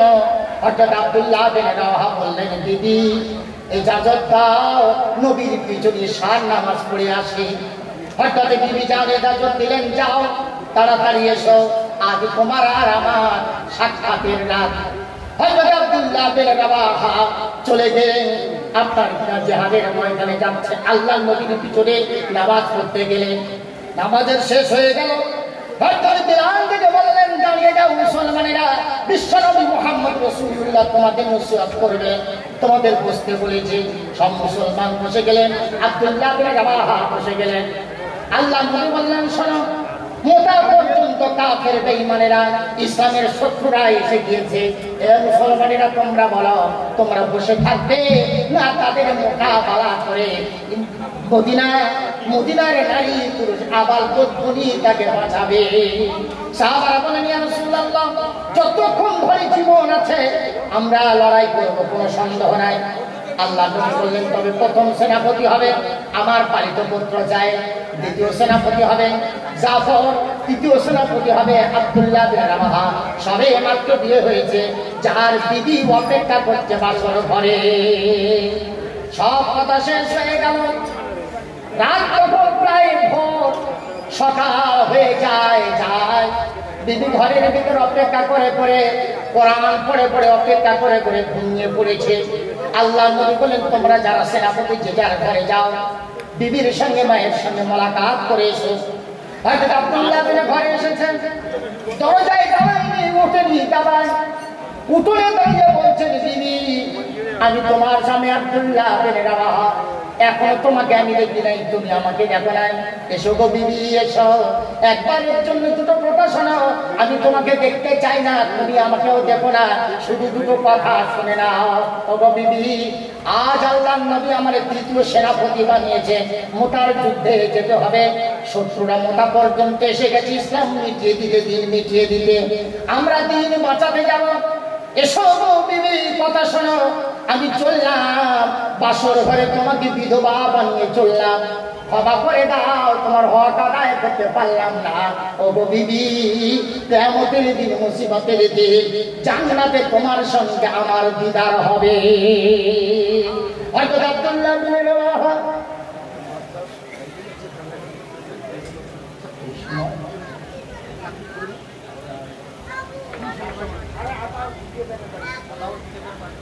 হ্যালো, একটা শিশু আতাউল বাড়িতে আছে, হারিয়ে গেছে, ওর কান্নাকাটি করছে বাবার জন্য। যদি কারো বাচ্চা এরকম হয়ে থাকে দয়া করে নিয়ে নেবে। হযরত আব্দুল্লাহ বিন রাওয়াহা এই বড় শেষ করার সাথে সাথে বিবি ঘরের ভিতর থেকে চেঁচিয়ে কেঁদে বলছেন, স্বামী তুমি জানো আমি মদিনার সুন্দরী নারী, তুমিও মদিনার সুন্দর সুপুরুষ, তোমার আমার আল্লাহর তরফ থেকে মিলন হলো। বিয়ে হলো, এখনো তুমি আমাকে দেখলে না, আমি তোমাকে দেখলাম না। স্বামী একবার ঘরের ভিতরে এসো, জীবনের মতন তোমার একবার দেখি, তুমি কেমন স্বামী, কত সুন্দর একবার দেখে নি। আর আমি তোমার বিবি কেমন, সুন্দরী না, আমি সুন্দরী নয়, আমি কালো না ফর্সা, তুমি আমাকেও একবার দেখে নাও। হযরত আব্দুল্লাহ বিন রাওয়াহা ঘরের বাইরে থেকে বলল, বিবি ঘরের দরজা খুলো না রে বিবি, দরজা খুলবে না। শোনো গো বিবি, আমি জানি তুমি মদিনায় সুন্দরী নারী, আমিও সুন্দর সুপুরুষ, দুনিয়াতে আমাদের দিদার হবে না, দেখা হবে না। অবশ্য কিয়ামতের দিন, দিনের বদৌলতে আল্লাহ জান্নাতে তোমার আমার দিদার নসিব করবে। বিবি কেঁদে বলে, স্বামী তুমি তো জান্নাতে যাবে, জানি তুমি শহীদ হবে, আমি তো শহীদ হলাম না।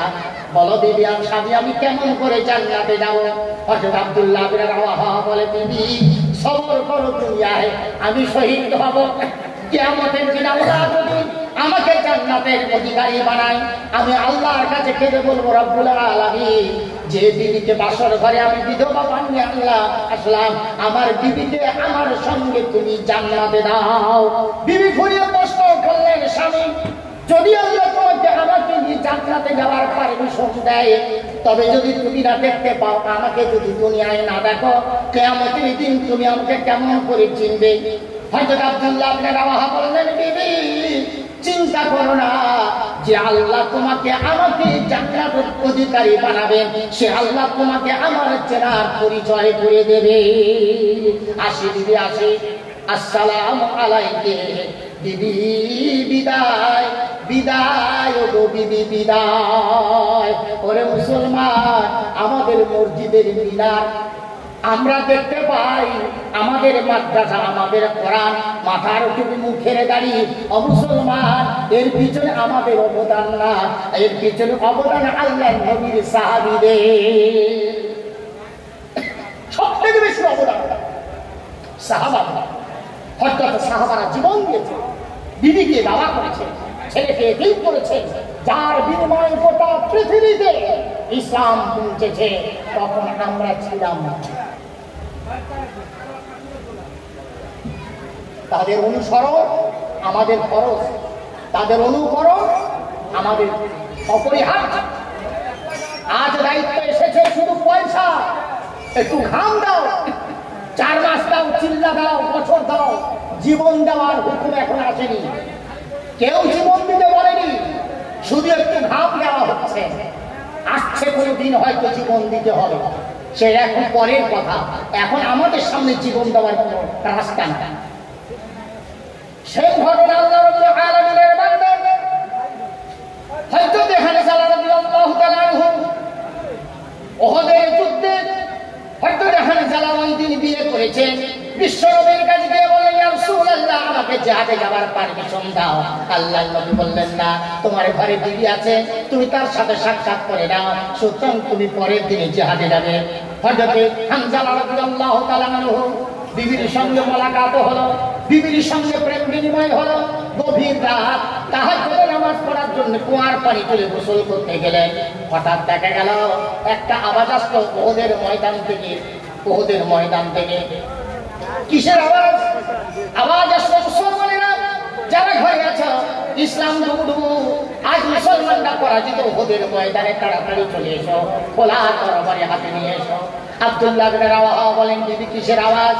বিবি দাঁড়িয়েছিল পাশে, এক রাতের বিবি। বিবি বললেন, স্বামী গো, যাদের ময়দানে মুসলমানরা পরাজিত, আজ আপনাদের মতন মুসলমানদেরটা যারা ঘরে আছে তাদের ডাকতে যে তাড়াতাড়ি চলে যাও। আব্দুল্লাহ বিন রাওয়াহা হামজা বললেন, বিবি আমি কি জিহাদে যাব? বিবি বললেন, হ্যাঁ জিহাদে যান। স্বামী ভালো করে শোনেন, আপনার আমার জীবনের শান্তি অনেক দিন বাকি আছে। দিন যদি মিটে যায়, আপনার আমার দুনিয়ায় বেঁচে থেকে কোনো লাভ নাই। বিবির কথায় এখন সন্তুষ্ট হতে পারল না। হয়তো হামজা বললেন, বিবি আমি জিহাদে যাই, তুমি যদি খুশি হও তাড়াতাড়ি ঘরের ভিতরে গিয়ে উলঙ্গ তরবারিটা আমার হাতে হাসতে হাসতে দাও, আমি বুঝবো তুমি আনন্দিত, তুমি খুশি, আমি জিহাদে যাব, তুমি রাজি। বিবি ছুটে গেল, ঘরের ভিতরে থেকে উলঙ্গ খোলা তরবারিটা এনে স্বামীর হাতে দিয়ে গলাটা জড়িয়ে ধরে কপালে চুমু দিয়ে বললেন, সোনার স্বামী যাও, জিহাদের ময়দানে যাও, দিন বাঁচাও, দিন বাঁচাও, তোমার আমার থেকে দিন অনেক বড়। হঠাৎ হানজালা বেরিয়ে গেলেন, জিহাদের ময়দানে ঢুকলেন, অনেক শত্রুরে দুনিয়া থেকে নিপাত করে দিয়ে অবশ্যই তিনি শহীদ হয়ে গেলেন। সকালবেলা খবর এলো আল্লাহ নবীর কাছে, হযরত হানজালা শহীদ হয়ে গেছে, জিহাদের ময়দানে এসেছিলেন। আল্লাহ নবী খুঁজে খুঁজে দেখলেন গোটা জিহাদের ময়দানে হযরত হানজালাকে পাওয়া যায় না। হযরত হানজালা রাদিয়াল্লাহু তাআলা আনহু কোথায় লুকিয়ে গেছে, কেউ লুকিয়ে দিয়েছে। আল্লাহ নবী চিন্তায় পড়ে গেলেন। জিবরিল আমিন এসে বলেন, ইয়া রাসূলুল্লাহ, চিন্তা করবেন না, আপনার হানজালাকে কোনো কাফের বেঈমান লুকিয়ে দেয় না, বরং হযরত হানজালা বিবিকে বলে এসেছিল, বিবি আমি যদি শহীদ হয়ে যায় আমার গোসলটা আল্লাহ নবীকে দিয়ে দিতে বলো। হযরত হানজালার মনের মনস্কামনা, হযরত হানজালার মনোবাঞ্ছনা আল্লাহ কবুল করেছেন। হযরত হানজালাকে আকাশ আর জমিনের মাঝখানে মাথার উপর ফাঁকা জায়গায় তুলে দিয়ে আল্লাহর রহমতের ফেরেশতারা জান্নাতের পানিতে গোসল দিতেছে। আল্লাহ উপর দিকে তাকিয়ে দেখলেন মেঘের পড়ে পড়ে ঘুরতেছে, হযরত হানজালার গোসলের পানি টোপে টোপে পড়তেছে। আল্লাহর নবীর চোখে পানি এলো। নবীজি হেঁকে বললেন, আমার সাহাবারা, জিহাদের জালাল লাশ দুনিয়াতে খুঁজে পাওয়া যায় না, তোমাদের মাথার উপর দিকে তাকিয়ে দেখো, তোমাদের ভাই হানজালার লাশ রহমতের ফেরেশতাদের কোলে কোলে ঘুরতেছে, জান্নাতের পানিতে যারা গোসল চলতে দেখে নাও। হঠাৎ সাহাবারা কেঁদে বললেন, রাসূলুল্লাহ, হানজালা না হয়ে যদি আমাদের মতন, আমি আবু বকর, আমি ওমর, আমি যদি হতাম আমি নিজেকে ধন্য বলে মনে করতাম। বিশ্বনবী তাকিয়ে আছেন, অর্থাৎ হানজালার গোসল হয়ে গেল, ফেরেশতারা আস্তে করে নামাচ্ছে। আল্লাহ নবীর কোলে ধরে নবীজি দুটো হাত লম্বা করে দিলেন, অর্থাৎ হানজালার লাশটাকে ফেরেশতারা নবীজির দু হাতে তুলে দিলেন। নবীজি বুকে জড়িয়ে ধরে পাঁচা করে ধরে বলছে, হানজালা, ছোটবেলা তোর বাবা মা তোকে বুকে তুলে দিয়েছে, তোরে কবরে দেওয়ার আগে আমি রহমাতুল লিল আলামিন, আমি নবী মুহাম্মদ রাসূল, আমি তোরে বুকে জড়িয়ে ধরলাম। শোনরে হানজালা, আমি নবী, আমার দেহের সাথে যার দেহ তাক হয়েছে, কবরের আযাব, জাহান্নামের আগুন আল্লাহ তার জন্য হারাম করে দিয়েছে। আহারে হানজালা, তোরে কে দিয়ে সম্বোধন করে বল, শুধু তোকে কবরে দিতে আমি লজ্জা পাই। আরে হানজালা, তোর বাবা মা তোর নাম রেখেছে হানজালা, আমি নবী মুহাম্মদ রাসূলুল্লাহ আজ তোকে শুধু এক নামে হানজালা নামে কবরে দিতে চাই নাই। ওরে হানজালা, আমি নবী মুহাম্মদ রাসূলুল্লাহ কবরে দেওয়ার আগে আমি তোর একটা নতুন নাম ঘোষণা করলাম, আজ থেকে তুই ওয়াসিলুল মালাইকা। পৃথিবীতে যত মানুষ মারা গেছে, তার গোসল কোন ফেরেশতা দেয় নাই, জান্নাতের পানিতে হয় নাই। যদি ফেরেশতারা কারোর গোসল দেয় এই দুনিয়াতে, তুমি হানজালা, তুমি হানজালা, তুমি হানজালা। আরে মুসলমান, কোরবানি দাও, আল্লাহর প্রিয় হও, কোরবানি যার আল্লাহ তার, কোরবানি যে দিয়েছে আল্লাহ তার প্রিয় হয়েছে। এবার মাদ্রাসায় ৭৫ জন ছেলে, গরিব মিসকিন ছেলে, বেশিরভাগ বিধবা, বাবা নাই, এতিম, এরা মাদ্রাসায় পড়তে আসে। এরাই তো মাওলানা হয়, এরাই হাফেজ হয়, মসজিদ মাদ্রাসা এরা বাদে দিন গায়ে আছে। ওরে ভাই, তুমি চিন্তা শিখেছো, 4 মাস শিখেছো, ওযু শিখেছো, গোসল শিখেছো, তায়াম্মুম শিখেছো, জাকাত দেওয়ার মশলা শিখেছো, কার কাছে শিখেছো বলো? তারা হলো আলিম, তারা হলো আলিম। আলাম বানাতে, আলেম বানাতে এই মাদ্রাসার জন্য বলে যদি কোন আল্লাহর বান্দা আছে 25,000 টাকা কে দিতে পারে? চলতা কীর্তন, চলতা কীর্তন, চলত জীবনম যৌবনম, জীবন যৌবন চলে যাবে, তোর কীর্তি কালাপ সব মিটে যাবে। পরে মুসলমান, তোমার আমল খানা কবরে যাবে। ওয়াল বাকিয়াতু আমিলুস সালিহাত, তোমার নেক আমলটা তোমার সাথে কবরে যাবে, কেউ যাবে না। বলে দেখুন আল্লাহর বান্দা আছেন 25,000, 5 বান্ডিল টিনের দাম 25,000 টাকা। মাদ্রাসার দরকার আছে, বলুন কোন আল্লাহর বান্দা আছেন 5 বান্ডিল টিন 25,000 টাকা আছে না? তো মানুষের মধ্যে কোনো আল্লাহর বান্দা একজন 25,000 টাকা দেবেন, দুবারে দেবেন, দুবারে দেবেন, শোধ করবেন 12,000 টাকা করে। বলেন দেখি কোন আল্লাহর বান্দা আছেন? আওয়াজ তুলুন।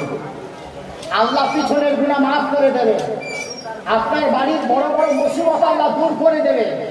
রাসূল বলেছেন সাদাকাতু তারুদ্দুল বালা, তুমি দান করো, দানের বিনিময়ে আল্লাহ তোমার বাড়ির বালা মুসিবত দূর করে দেবে।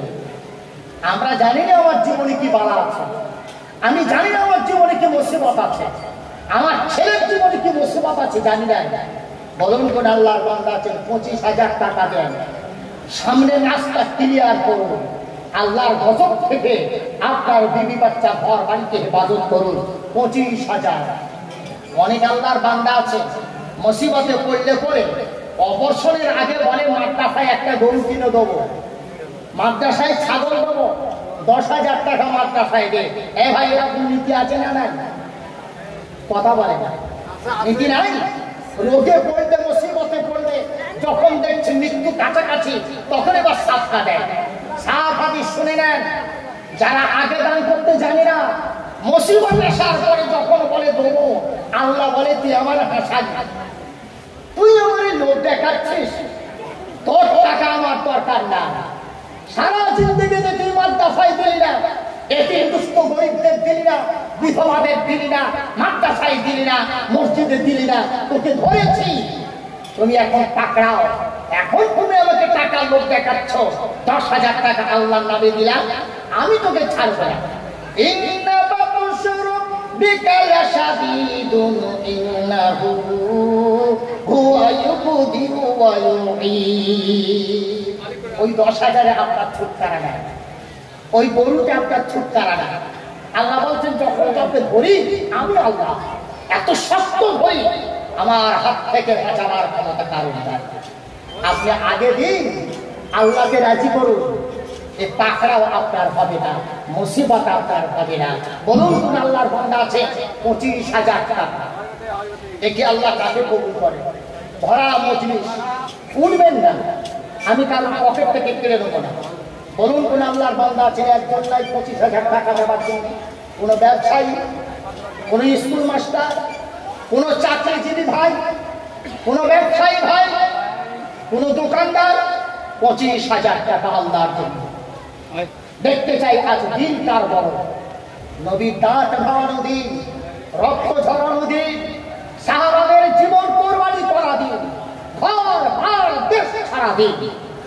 এদিন বাঁচাবো শুধু 25,000, শুধু 25,000। আল্লাহ বাড়িয়ে দেবে, আপনার কেড়ে নেবে না, ঝেড়ে দেবে না। সারদা কোম্পানির মতন আল্লাহ নিয়ে দেবে না, কারণ আমার আল্লাহ যতটা দেবেন 100 গুণ বেশি করে ফিরিয়ে দেবেন আমার আল্লাহ। জোরে বলেন সুবহানাল্লাহ। আল্লাহ দেবেন, ফিরিয়ে দেবেন, আপনাকে আল্লাহ ফিরিয়ে দেবে। তাই হঠাৎ ইব্রাহিম আলাইহিস সালাম ছেলের বয়স হয়েছে 8 বছর 10 বছর বয়স। হঠাৎ ইব্রাহিম আলাইহিস সালাম স্বপ্ন দেখলেন, ইন্নী আরা ফিল মানামি আন্নী আযবাহুকা ফানজুর মাযা তারা।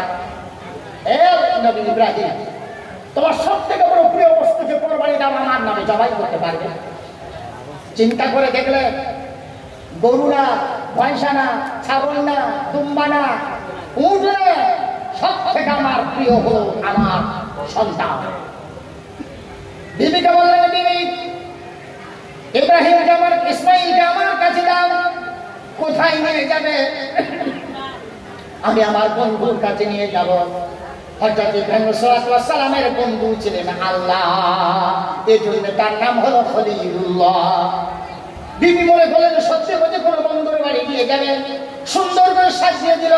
বাচ্চা নিয়ে মিনার ময়দানে 8 বছরের ছেলেকে জিজ্ঞাসা করছেন, বাবা আমি তোমাকে এনেছি একটা কাজে, তুমি রায় দাও, এ কাজটা করবো না করবো না। বলে আব্বা তুমি আমাকে শোনাও। হযরত ইব্রাহিম সাল্লাল্লাহু আলাইহি ওয়াসাল্লাম শোনাচ্ছে, ইন্নী আরা ফিল মানামি আন্নী আযবাহুকা ফানজুর মাযা তারা। ছেলে আমার, আমি স্বপ্ন দেখেছি আল্লাহ রাব্বুল আলামিন বলছেন তোমার মতো প্রিয় সন্তানকে আমি যদি জবাই করি আল্লাহর জন্য। বড় ছেলে তুমি কি রাজি আছো? হযরত ছেলে 8 বছরের ছেলে সঙ্গে সঙ্গে জবাই উত্তর দিতেছে, ইয়া আবাতি ফিআল মা তুমার। আব্বা জান ওই কাজ তুমি করো যেখানে অর্ডার আল্লাহ দিয়েছে। সাতাজিদুকা ইনশাআল্লাহু মিনাস সাবিরিন। আব্বা জান আমাকে যখন তুমি জবাই করবে ছুটে পালাবো না, আমার মায়ের কথা মনে করে হাঁটবো না, আমার মাকে ডাকবো না। আমি আল্লাহর বান্দা, আল্লাহর জন্য আমি জবাই হতে রাজি আছি। আব্বা তুমি আমাকে জবাই করে দাও। ভাইরা আমার, হযরত ইব্রাহিম সাল্লাল্লাহু আলাইহি ওয়াসাল্লাম মিনার ময়দানে হযরত ইসমাঈল সাল্লাল্লাহু আলাইহি ওয়াসাল্লামকে জবাই করে দিতে চাইলেন। আল্লাহ রাব্বুল আলামিন হাঁক দিয়ে বললেন, বন্ধু রুকে যাও, বন্ধু তুমি রুকে যাও, আমি বুঝেছি তুমি পারবে, তোমার অন্তর খুলে দেখেছি, আমি তোমার মনের ভিতরে দেখেছি তুমি পারবে, তোমার ছেলেকে আমার জন্য জবাই করতে পারবে। এ বন্ধু ইব্রাহিম, আমি কারোর ছেলে নিয়ে খুশি না, কারোর টাকা নিয়ে খুশি না, কারোর বিবি নিয়ে খুশি না। আমার জন্য যখন কেউ ছেলে দেয় তার বিনিময়ে আমি আল্লাহ তার ছেলেকে ফিরিয়ে দিই। জবাই হয়ে গেল। আল্লাহ রাব্বুল আলামিন ফেরেশতাদের বললেন, ফেরেশতারা জান্নাতি দুম্বা নিয়ে যে ছুরি নিচে দিয়ে দাও আর হযরত ইসমাঈলকে বাপের পাশে দাঁড় করিয়ে দাও। ফেরেশতারা চলে এলো, ইসমাঈলকে পাশে দাঁড় করিয়ে দিল, ওই দুম্বার ছুরির নিচে দিয়ে দিল। জবাই হয়ে গেল, উষ্ণ গরম রক্ত হাতে লেগে গেল। হযরত ইব্রাহিম সাল্লাল্লাহু আলাইহি ওয়াসাল্লাম আল্লাহর শুকর করে চোখের কাপড় খুলে দেখলেন ছেলে পাশে দাঁড়িয়ে হাসতেছে আর জান্নাতি দুম্বা জবাই হয়ে গেছে।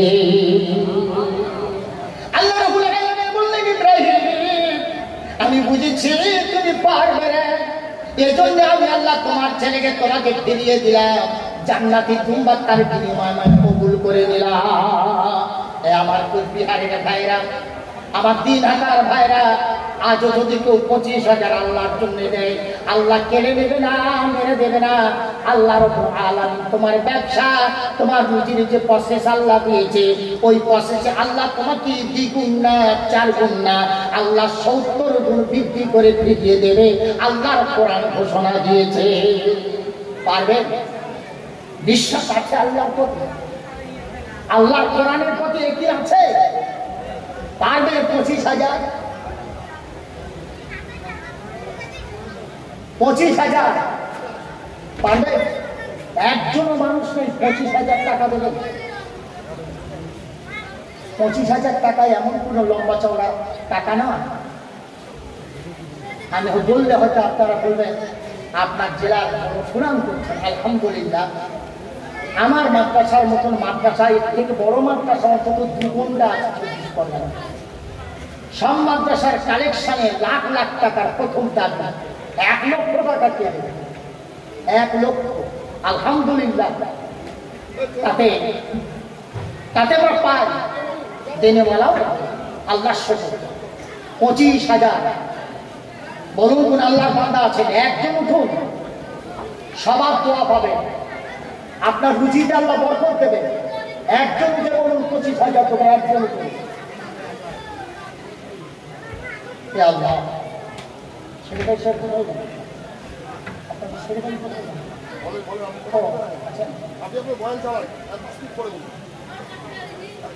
নাই কোন আল্লাহর বান্দা?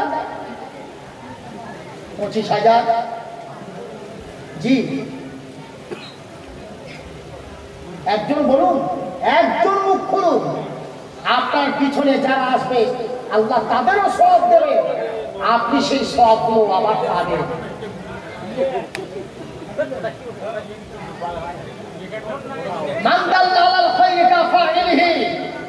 যে কোনো ভালো কাজের সূচনা করে তার পিছনে যত আল্লাহর বান্দা আছে সব সওয়াবগুলো এই বান্দা পায় যিনি সূচনা করেছেন।